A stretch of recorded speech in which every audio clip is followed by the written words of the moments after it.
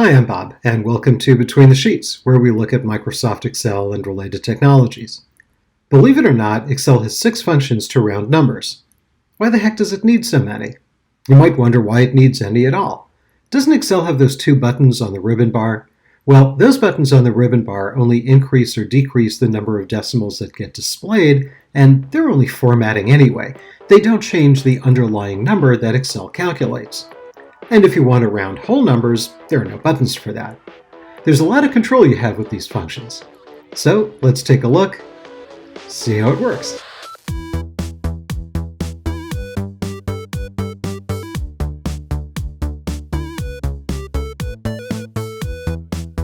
Let me start off by showing you the functions we're going to look at. You'll notice some of these are just opposite sides of the same coin. That's going to make it easier to learn them. The round function is straightforward. Feed it a number with decimals and tell it how many decimal places to round off to. And it always rounds away from 0, so if you round a negative number, it will work just like a positive number, but with a minus sign. If you use the round function with a whole number, it won't do anything. So let's take a look at the syntax for the round function. It's pretty straightforward. We say equals round, feed it the number that we want to round and the number of digits that we want to round off to. So here's a couple of examples. If we say equals round and feed it some pi and tell it we want to round off to 3 decimals, we get 3.142.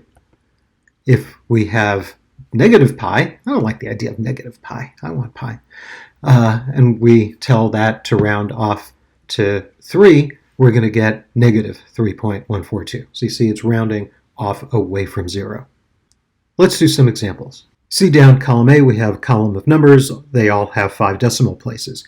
Let's round them all off to 3 decimal places. So I'm going to start at the top of column B, and I'm going to say equals round, open up the parenthesis, and I'm going to say, okay, there's the first one, comma, round it off to 3, close the parenthesis. That's really all we need. Control Enter or Command Enter on the Mac, and there it is. And I'm going to double click the autofill handle.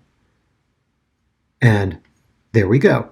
And when you look down, you can see that this is a regular round. So like the first one here, that's a 1 in the 4th position, so that remains at 2. Or here's this one that has an 8 in that 4th position, so that rounds off to 7, and so forth. And you notice that we have these negative numbers, and these negative numbers are rounding away from 0, so they look just like positive numbers, but with minus signs in front of them. To force all numbers to round upwards, we use the ROUNDUP function. Also, the syntax is pretty straightforward. We say equals round up, give it the number we want to round, and also how many digits do we want to round off to. So a couple of examples here.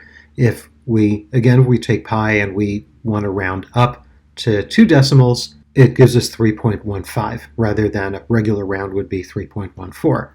And if we have it as a negative and we round up negative pi to 2 decimals, again we get negative 3.15. Now the opposite side of that coin is the round down function that forces all numbers to round downward.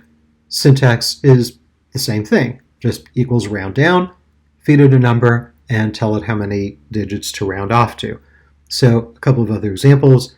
Same thing if we feed it some pi and we say, round down to 3 decimal places, that's going to take what would normally be 3.142, but it rounds it down to 3.141. If we have negative and we round the negative pi off to 3 decimals, that gives us negative 3.141. So let's go use that in the sheet. I'm going to scroll over here a little bit. So we're going to say equals round up. There's the first one, comma, 3 decimals, close the parenthesis. And there it is. Let me scroll over a little bit more. I'm going to get that other column out of the way. So there it is, rounded up. So this number rounded up would normally be 2.302, but because we're using roundup, it's forcing it to be 2.303. Let's go and double click the autofill handle. And there we go. You see everything here, whether it would normally go or not, is rounded up on that third decimal. So let's do the round down.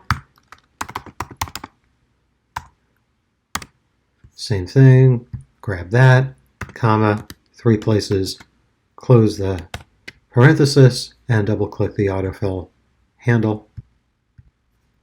So you see this first one here was rounded up to 2.303. This is rounded down to 2.302, and so on. Or there's a negative number rounded up to the 7 in the third position, or rounded down to the 6 in the third position. Let's take a look at the other 3 rounding functions, which are a little different. The MROUND function will round to the nearest multiple of a number. So there's a syntax equals MROUND, feed it the number, and then rather than telling it how many decimals, we tell it what the multiple is. So, for example, if you want to round to a multiple of 3, the numbers you're rounding off will become multiples of 3, like 9, 12, 15, and so on. And the numbers will round either up or down depending on what's closer to that multiple. So here's a few examples. If we MROUND 11 to a multiple of 3, well, 12 is the closest multiple of 3, so that 11 is going to get rounded up to 12. If we MROUND 11 to multiples of 5, well, the closest multiple of 5 to 11 is 10, so it's going to round down. Let's do some of those. So in this tab, we can use these numbers to round to multiples. So I'm going to go into that first one. I'm going to say equals MROUND, that first one, and I want to round that off to multiples of 3. Enter that. Okay, so the closest multiple of 3 that's next to 8 is 9. Let's double click that autofill handle. And we can see down column B, these are all multiples of 3. So 23 is close to 24. 18 is already a multiple of 3, so there's nothing to round off to. The same for 12. 20, also the closest is 21, and so on. Now the ceiling function has the same syntax and does basically the same thing, except just like the roundup function, the numbers round away from 0. Higher for positive numbers, lower for negative numbers.